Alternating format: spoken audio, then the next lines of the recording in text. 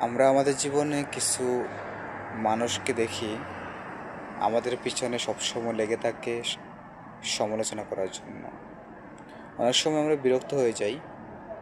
আসলে এই জিনিসটাকে যদি আমরা নেগেটিভলি না ভেবে পজিটিভ ভাবি, তাহলে এটা আমাদের জন্য আমি মনে করি একটা সুফল বয়ে আনবে। সেটা হচ্ছে, ধরেন আপনি দেখেন আপনার জীবনে কিছু কিছু ভুল করলেন, যেই জিনিসগুলো নিয়ে অন্য আরেকজন সমালোচনা করছে। তো উনি যদি সমালোচনা না করতো, তাহলে হয়তো আপনি ওই ভুলগুলো আগামীতে শুধরে নেওয়ার সেই সুযোগটা পেতেন না। মানে এক কথা বলা যায়, আয়নায় নিজের প্রতিচ্ছবি দেখা।